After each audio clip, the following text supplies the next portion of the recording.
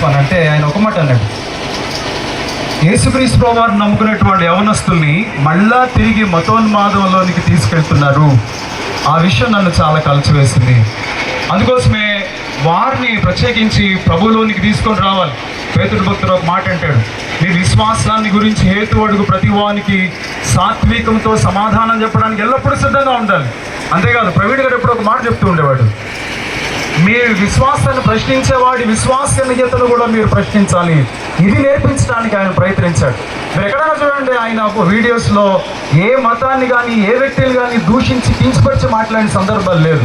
ఆయన మాట్లాడే ఒక గొప్ప మాట ఏంటంటే, మనిషిని మీరు హిందువులాగానో, మనిషిని ముస్లిం లాగానో, మనిషిని క్రైస్తవులాగానో చూడొద్దు, మనిషిని మనిషిలాగా చూడండి. ఇది ఆయన తత్వం, ఆయన మతం, ఆయన ఇప్పటిదాకా ప్రచారం చేస్తూ వచ్చినటువంటి ఆయన థియాలజీ అది. ప్రియులుగా ఈరోజు మరి ఈ శాంతియుత ర్యాలీ తరపు నుండి పోలీసు వారికి, న్యాయ వ్యవస్థకి, ప్రభుత్వం వారికి మేము ప్రేమపూర్వక విజ్ఞప్తి చేసేది ఏంటంటే, మా క్రైస్తవ బలం ఎంతుంది, బలగం ఎంతుంది అని మేము రుజువు చేసుకోవడానికి ఈ శాంతి ర్యాలీలు చేయడం లేదు.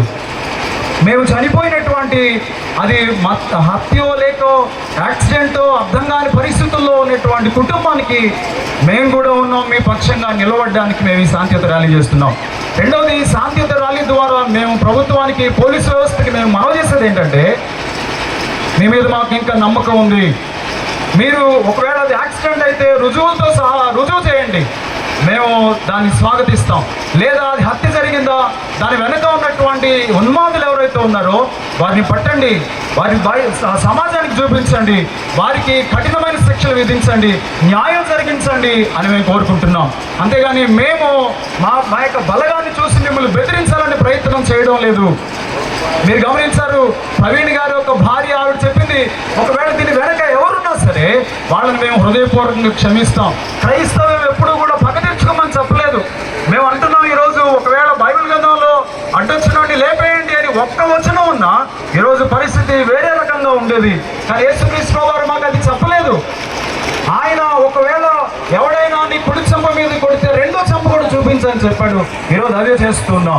ఎక్కడైనా చూడండి, ప్రవీణ్ గారు చనిపోయి దగ్గరగా 4 రోజులు అవుతుంది. ఏ ఒక్క చెదురుమదురు సంఘటన ఈరోజు ఆంధ్రప్రదేశ్లో కానీ తెలంగాణలో కానీ జరగలేదు. కారణం ఏంటంటే, క్రైస్తవులు నేర్చుకున్నటువంటి ప్రేమ, క్రైస్తవులు నేర్చుకున్నటువంటి విశ్వాసం అలాంటిది. కనుక ఈరోజు మరి ఈ విశేషమైనటువంటి కార్యక్రమంలో పాల్గొన్నటువంటి ఆయా సంఘాల వారికి నా హృదయపూర్వకమైన వందనాలు తెలియజేస్తున్నాం. వారి కుటుంబం కొరకు ప్రార్థన చేయండి. స్టెఫన్ గురించి ఒక దైవ సేవకుడు మాట్లాడుతూ చెప్పారు, స్టెఫను ఒకవేళ ప్రవీణ్ ప్రగలాగలాగా ఎందుకు చనిపోయారు, ఇంత గొప్ప సేవకుడు అయ్యి ఉంటే దేవుడు ఆయన ఇంకా వాడుకోవచ్చు కదా అని మీరు అనుకోవచ్చేమో. ఇలాంటి భయంకరమైన దుర్మరణం ఎందుకు చెందాడు అని అనుకోవచ్చేమో. గమనించండి, స్టెఫను ప్రత్యయ బంధన సంఘానికి సంఘ పెద్దగా అభిషేకించబడ్డాడు. స్టెఫన్ అపోస్తలుడు కాదు, కానీ ఆయన పరిచర్య చేయడం ప్రారంభించారు. అపోస్తలుడు యెరూషలేములోనే పరిచర్య చేస్తున్నారు, కానీ స్టెఫను యూదయ సమరయ వరకు వెళ్ళాడు. కానీ స్టెఫను చచ్చిపోవడం ద్వారా ఈ సువార్త భూదిగంతముల వరకు వ్యాపించింది. ఈరోజు ఒక్క ప్రవీణ్ గారు చనిపోతే 100 ప్రవీణులు ఏమన్నెత్తబడతారు. ఆ స్ఫూర్తితోనే ఈరోజు మరింత క్రీస్తు ప్రేమను ప్రకటించడానికి, పరలోక రాజ్యాన్ని ప్రకటించడానికి ఇక్కడున్న నువ్వు నేను ప్రవీణ్ యొక్క స్ఫూర్తిని తీసుకొని ముందుకు వెళ్ళడానికి ప్రయత్నం చేద్దాం. అటు కృప పరిశుద్ధాత్మ దేవుడు మనందరికీ అనుగ్రహించును గాక.